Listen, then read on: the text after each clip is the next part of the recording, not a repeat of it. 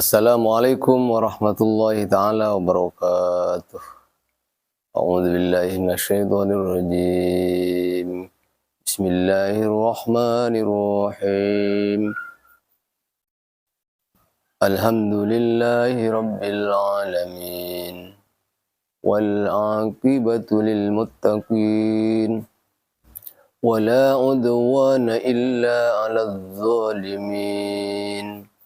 Wassalatu wassalamu ala sayyidina wa nabiyina wa syafi'ina wa qurrati a'yunina wa tabibi nufusina Muhammadin wa ala alihi wa sahbihi wa man istanna bi sunnatihi ila yaumiz ziham.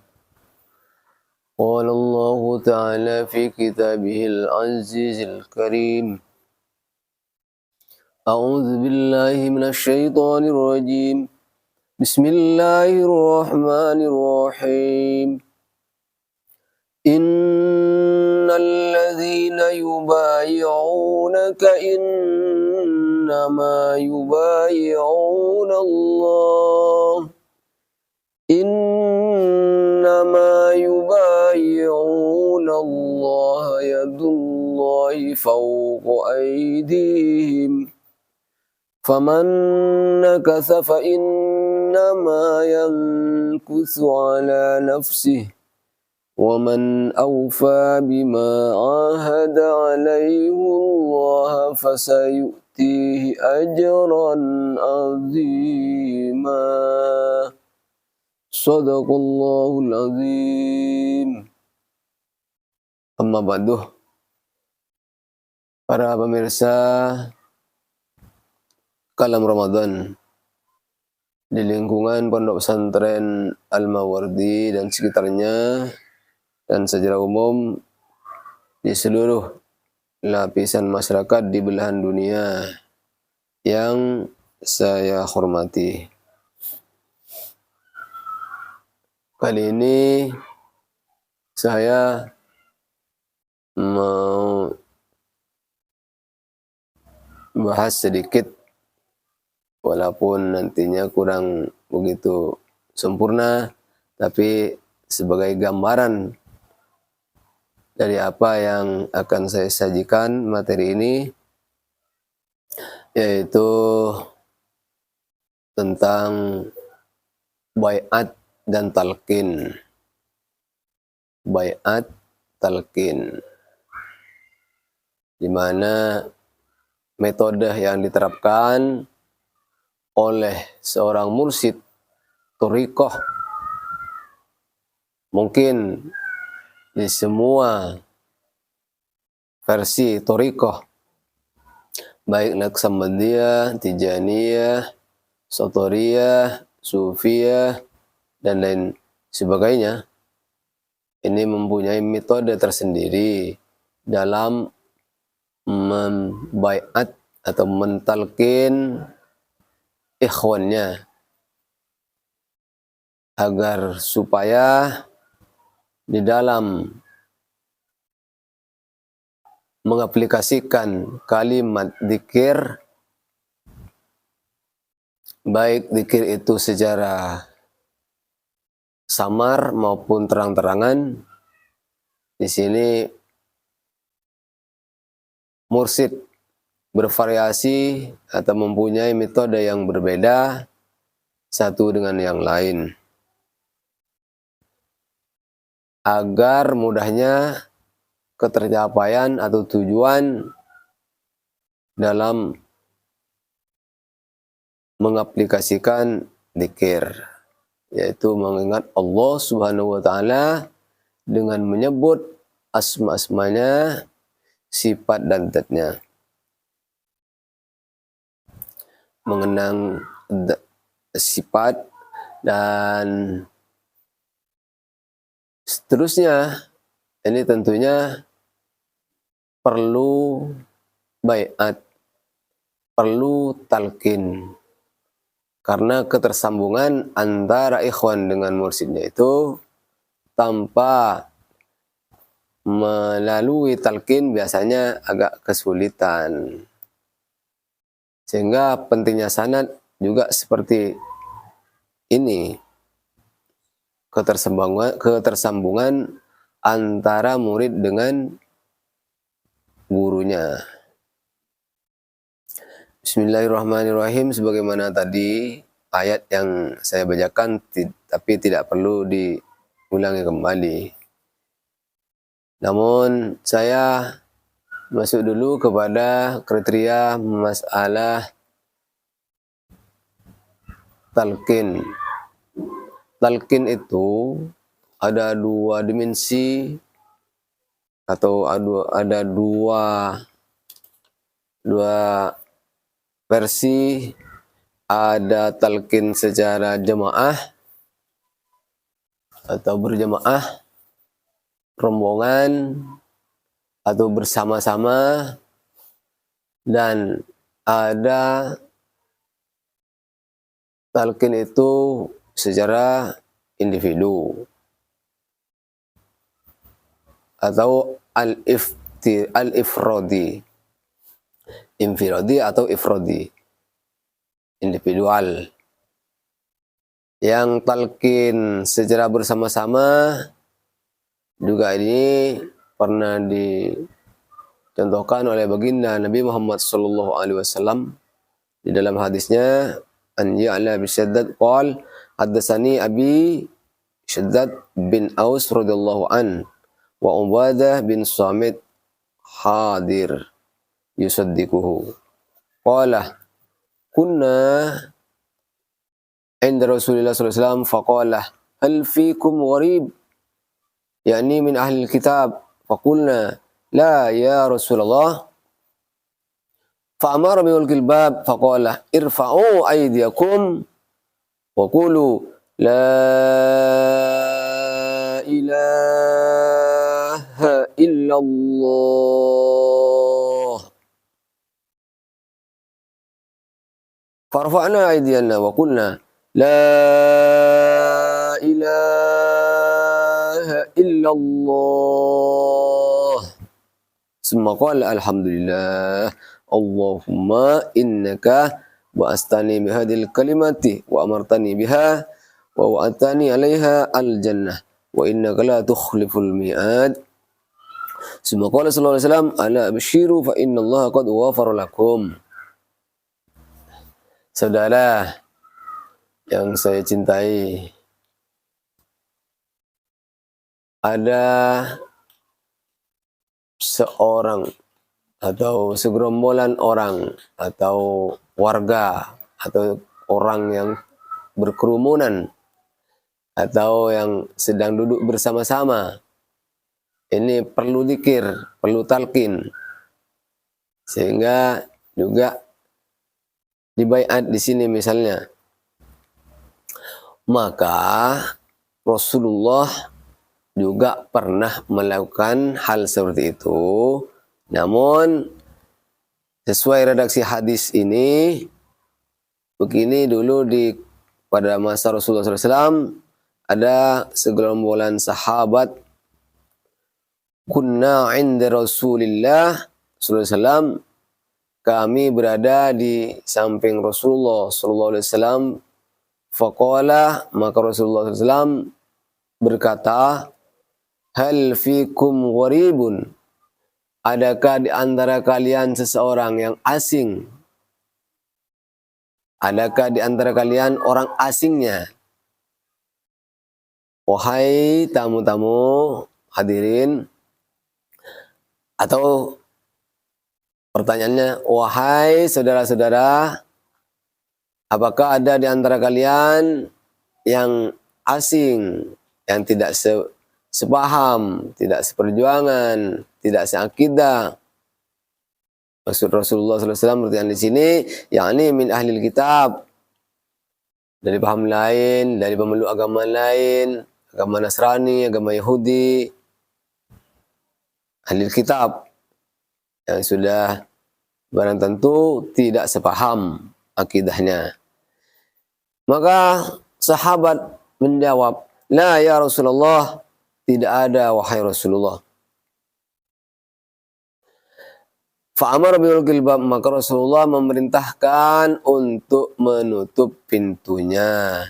Jadi sahabat itu dipersilakan masuk ke ruangan, lalu disuruh tutuplah pintunya, dikunci.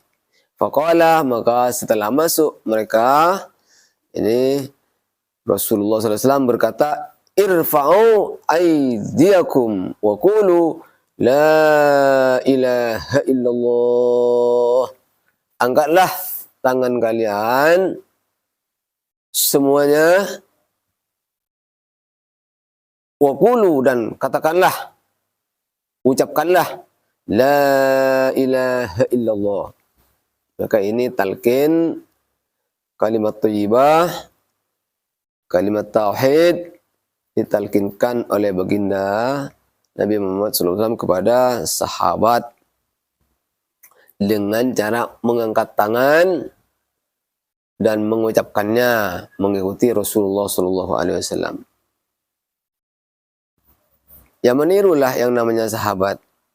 Setelah sahabat meniru, maka Rasulullah SAW memuja Alhamdulillah.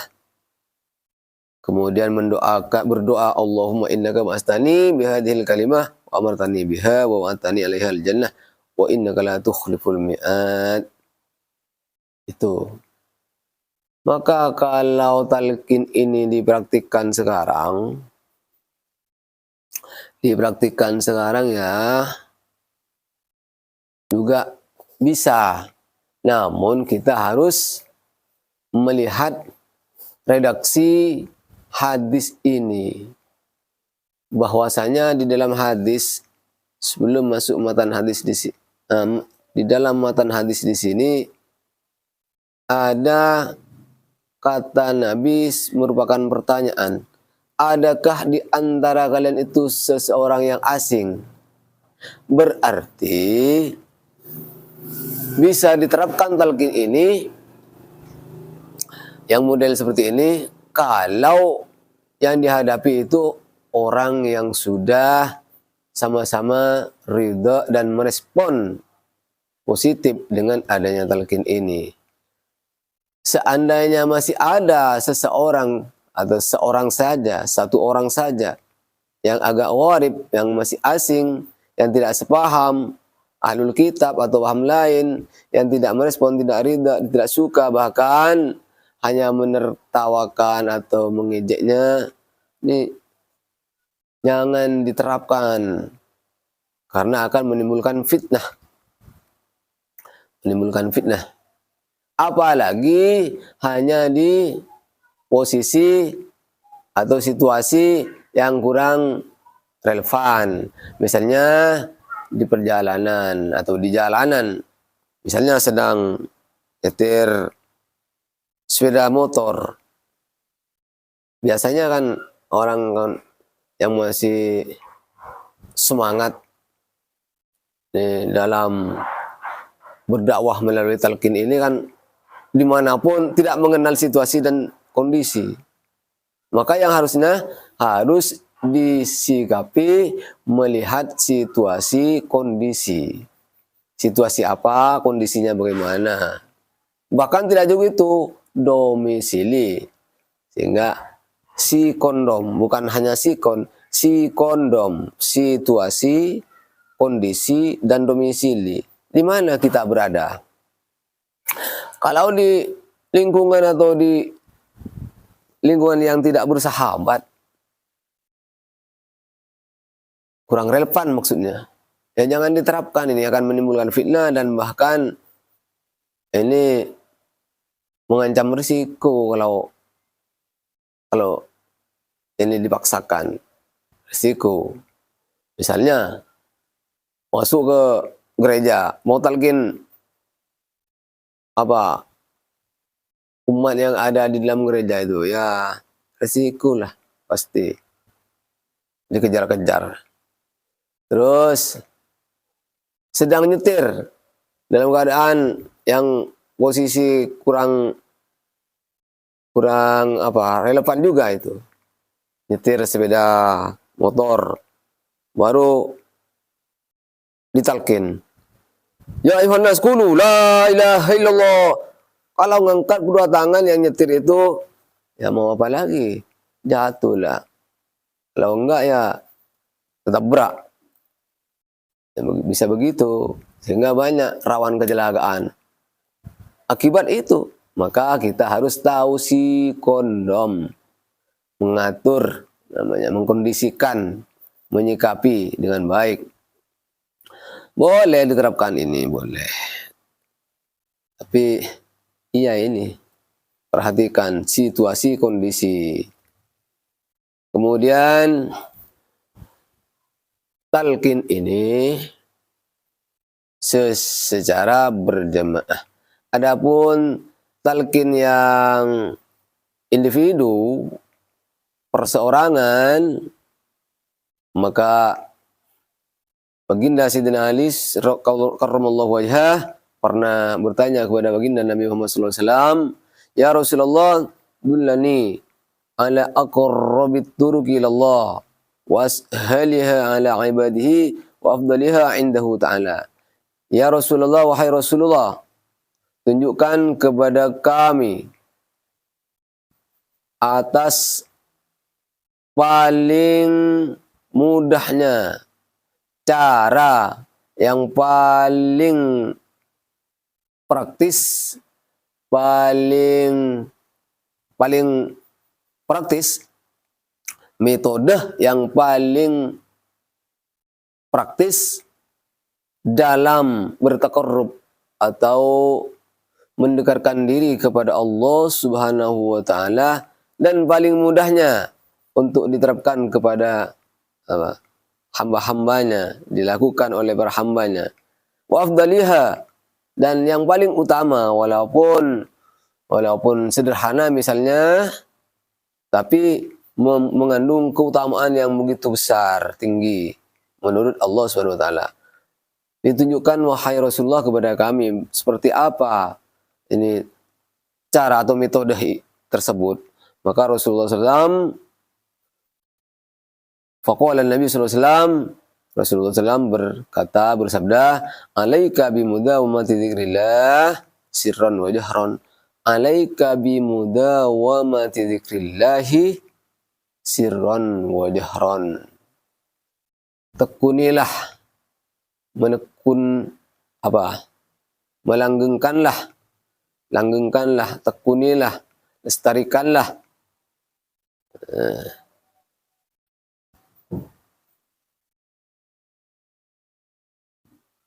dengan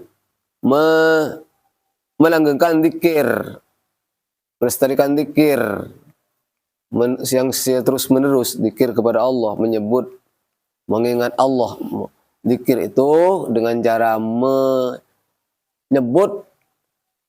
nama-nama Allah, asma-asma Allah yang agung, dan mengingatnya. Itu namanya zikir. Asma Allah itu banyak ya. Keseluruhan asma Allah itu tidak ada yang mampu menghitungnya, saking banyaknya. Bahkan yang disebut di dalam kitab Tafsir Al-Istidrabadi kurang lebihnya 6.000, yang juga di kitab-kitab lain, di kitab Taurat, kitab Injil, bisa ribuan itu. Dan tertuang di dalam kitab Al-Quranul Karim 100 asma Allah. Namun yang 99 asma itu bersifat konkret, nampak, jelas, tertulis, bisa ditulis, bisa dibaca, bisa dihafalkan. Yang dikenal dengan Asmaul Husna. Tapi yang satu ini untuk melengkapi 100, yang satunya ini sifatnya abstrak, tidak nampak, tidak ada yang tahu kecuali Allah dan orang yang dikehendaki atau diberi pemahaman, ilham, pengetahuan oleh Allah Subhanahu wa taala. Maka kata ulama, yang satu ini dikenal atau namanya al-ismul a'zam. Ismul a'zam namanya. Bukan sebutannya, bukan lafalnya ismul a'zam.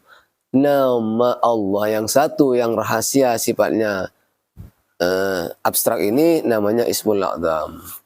Kemudian zikir melalui beberapa versi cara mengaplikasikan atau mengingat Allah ini, maka ahlu turuk, ulama-ulama ahli thariqah, hakikah, ini khususnya para mursyid yang membidangi di bidang zikir ini dengan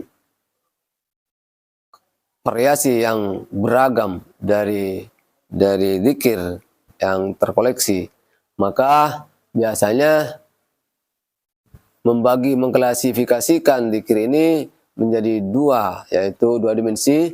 Yang pertama zikir bil khafi, yang bil jali, yang kedua zikir bil khafi. Khafi itu artinya samar, jali itu terang-terang, jelas. Maka yang jelas ini secara umum masyarakat umat Islam ini sudah bisa menjalankan atau mengaplikasikan melalui lisannya, seperti mengungkapkan kalimat thayyibah, kalimat baqiyatus shalihat, dan sebagainya. La ilaha illallah, itu zikir. Baqiyatus shalihat, subhanallah walhamdulillah wa la ilaha illallah wallahu akbar. Itu baqiyatus shalihat. Dan banyak ada zikir Allah, ada ya Allah dikasih ya nida, ada hu, ada ya hu, ada hu Allah. Ini bervariasi tergantung bagaimana mursyid memberikan talqin kepada ikhwannya dalam zikir yang bervariasi ini. Tujuannya ini sama-sama zikir, namun zikir yang secara jali biasanya kalimatnya jelas, ini tersusun redaksi yang mengikuti gramatika bahasa Arab. Tapi kalau zikir yang khafi, yang samar ini, karena kadang-kadang tidak bisa diungkapkan melalui lisan, melainkan hanya bisa dengan nafas, bisa dengan gerakan, bisa dengan gerakan yang muncul melalui yang berpusat di area lataif yang bermuara di as-sudur. Apa itu? Yaitu di dalam diri kita ini kan kita punya namanya sudur, as-sadruh, hati. Hati itu sebetulnya ada 7 lapis, sama halnya dengan lapisan langit, ada 7 lapis langit, dan bumi juga 7 lapis. Hati pun demikian, ada 7 lapis, maka masing-masing lapisan itu namanya beda-beda. Ada kolbu, ada fuadun, ada dihnun, ada sodrun, ada kosun, dan sebagainya. Sehingga kalau kita mau menjelajahi, mau menembus sampai masuk ke ruang yang sangat mendalam, hati yang paling mendalam, ini kita harus bisa melalui menjangkau dari masing-masing lapisan ini. Tidak akan bisa menembus. Nanti ketika sampai ke posisi yang paling mendalam, maka kita di situ insya Allah kita akan mengenal kepada Allah Subhanahu wa taala, atau mengenal diri kita sendiri. Siapa sebenarnya sih kita ini? Diri ini siapa? Sebetulnya diri ini menurut ungkapan atau mutu dari sebagian mursyid yang mempunyai mutu yang sangat bagus, diri ini adalah bukan siapa-siapa. Diri ini bukan siapa-siapa dan tidak menjadi apa-apa. Sehingga hilang yang namanya egoisme, itu hilang. Sok, cuek, Dan apa itu hilang kalau sudah tahu siapa dirinya. Maka akan perhatian, peduli kepada orang lain, lebih mementingkan kepentingan orang lain daripada kepentingan dirinya sendiri.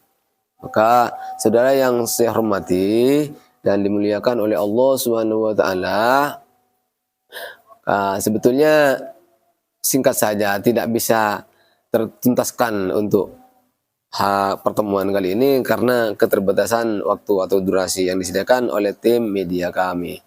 Maka kurang lebihnya mohon maaf apabila ada kesalahan, itu murni dari kebodohan pribadi saya sendiri.